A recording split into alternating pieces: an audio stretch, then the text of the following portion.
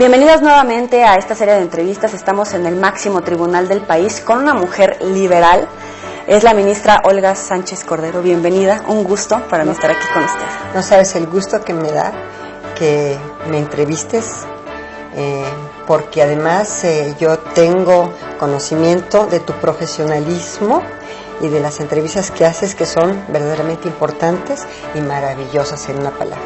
Bueno, pues vamos a ver qué tal nos sale una charla amena, pero desde el punto de vista femenino de la justicia. Quisiera empezar, usted fue la primera notaria mexicana aquí en el Distrito Federal.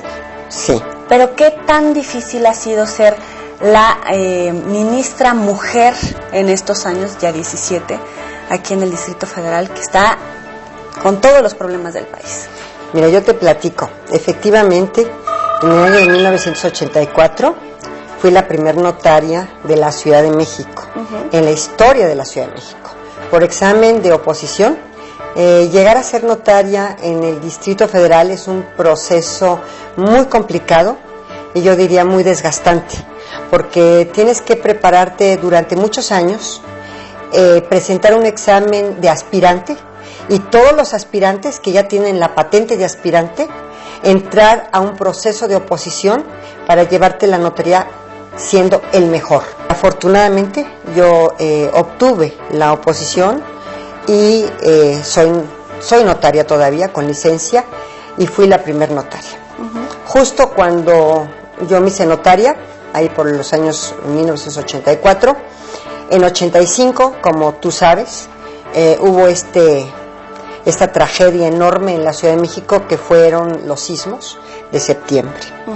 Y a mí, siendo muy joven en ese tiempo y siendo la primer notaria y la única en ese momento, me tocó vivir temas sumamente dramáticos y complicados, porque las fe de hechos que practicábamos en los edificios que se habían derrumbado y todos los cuerpos, los cadáveres que se sacaban de los escombros, de veras fue una experiencia muy impactante para mí, pero también muy solidaria desde el punto de vista humano de la tragedia, y posteriormente intervine en forma muy importante a través de la Cruz Roja Internacional y de la Cruz Roja Mexicana para que se les proporcionaran a muchísima gente que había perdido sus hogares los créditos necesarios para la reconstrucción de sus viviendas. Después me invitaron en el Distrito Federal a participar como magistrada numeraria en la Sala Civil del Tribunal Superior de Justicia. Ahí estuve casi 4 años y en ese momento se presenta la coyuntura histórica de la reforma constitucional al Poder Judicial de la Federación y especialmente a la Suprema Corte de Justicia de la Nación, propuesta del presidente Zedillo para renovar prácticamente la Suprema Corte de Justicia y además darle atribuciones de Tribunal Constitucional dentro de la propia Constitución que no se hubieran pensado en otros tiempos, como fue la controversia constitucional y las acciones de inconstitucionalidad. Fui incluida como la única mujer que integró la novena época en 1995 y, como tú lo señalas con toda precisión, hace 17 años. Y hace 17 años estoy en esta Suprema Corte. ¿Ha cambiado el papel de la mujer como ministra en estos 17 años? Yo he cambiado. Yo he cambiado. Una juez o un juez constitucional, cuando ingresa a un tribunal constitucional, no es el mismo juez constitucional que cuando sale. No es, definitivamente.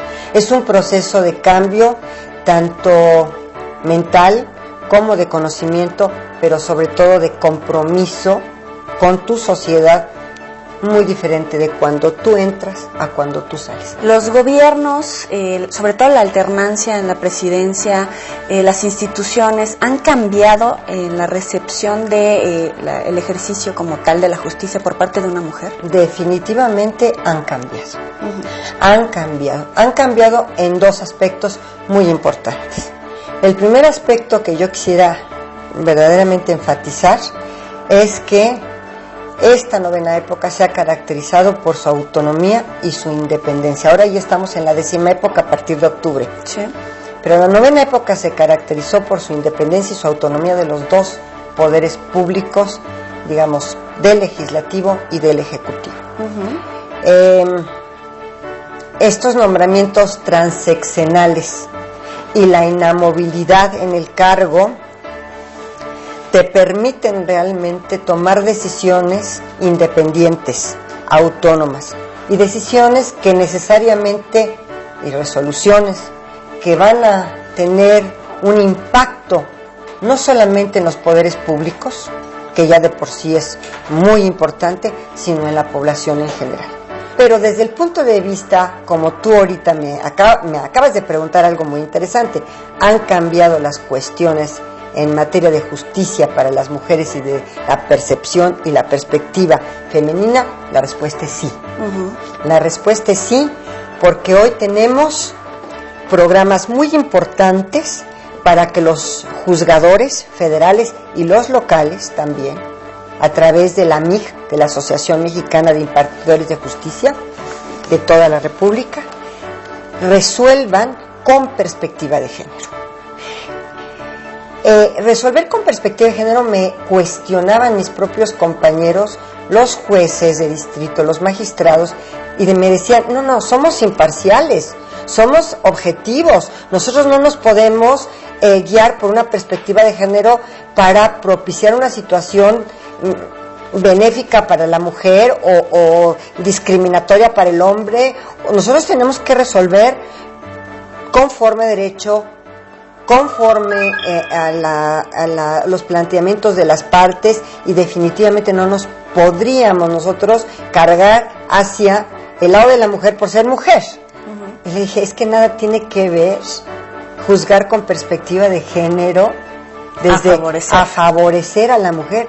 Tiene que ver con circunstancias y condiciones no solamente biológicas de la mujer, sino también sociales e históricas, para poder remontar la discriminación, la inequidad, la falta de igualdad en muchas disposiciones, inclusive todavía resabios de códigos en donde hay algunas disposiciones en donde la mujer y el hombre no son iguales ante la ley todavía, y analizar el problema remontando esas condiciones para poder resolver justamente, objetivamente, con imparcialidad. Una nueva manera definitivamente de ver la justicia. Y un tema que supongo que siempre estará a debate es la interrupción legal del embarazo. ¿Usted está a favor o en contra? ¿Y hasta dónde es legal y hasta dónde es un derecho de las mujeres decidir sobre la vida o no de nuestros hijos?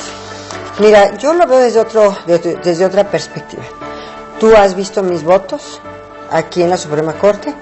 Yo tuve bajo mi ponencia la llamada Ley Robles, que después Rosario Robles y yo le hemos comentado en varias ocasiones. Después tuvimos la despenalización del aborto, otro asunto que le hemos llamado Aborto 2, que ha sido, porque por etapas y todo. Exactamente, por etapas. Este Aborto 2 fue la despenalización del aborto en el Distrito Federal, dentro de las primeras 12 semanas del embarazo, y finalmente lo que hemos llamado Aborto 3, que como respuesta y reacción a la validez de la que resolvió la Suprema Corte en materia de la despenalización del aborto en el Distrito Federal, la reacción fue modificar las constituciones de varios estados, ¿verdad?, para que a nivel constitucional estatal no pudiera despenalizarse el aborto por leyes secundarias, como se hizo en el Distrito Federal. Y este es lo que hemos llamado nosotros Aborto 3.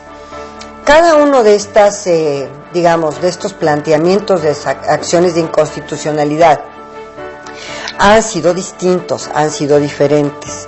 El primero se había agregado a la despenalización una nueva causal o una nueva, excluyente de responsabilidad como era que el producto de la concepción tuviera algún problema genético o congénito y que fuera certificado por 2 médicos que el producto venía mal.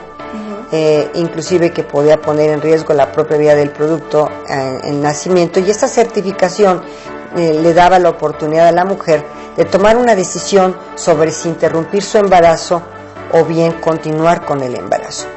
Yo la verdad estaba absolutamente convencida de la constitucionalidad, en primer lugar porque el legislador local, desde el punto de vista constitucional, podía poner un excluyente de responsabilidad más de las que ya existían. Existía la violación, no te penalizan obviamente si te embarazas precisamente por haber sido violada. Si hay otra excluyente es una conducta imprudente de la madre, que te caigas de la escalera o que te pongas a hacer ejercicio verdaderamente en bicicleta o que salgas a correr, o en fin, tantas cosas que pueden provocarte. Eso también es una conducta culposa que llamamos nosotros, imprudente, culposa, tampoco está sancionada. Tampoco está sancionado cuando se pone en peligro la vida misma de la madre. Y esta era una nueva excluyente que yo propuse al Pleno que se validara y se validó. Déjeme hacer una pausa, ministra, y en unos momentos más vamos a seguir platicando acerca si la mujer es suficientemente dueña de su cuerpo en estos momentos aquí en el país. Y ya volvemos con ustedes.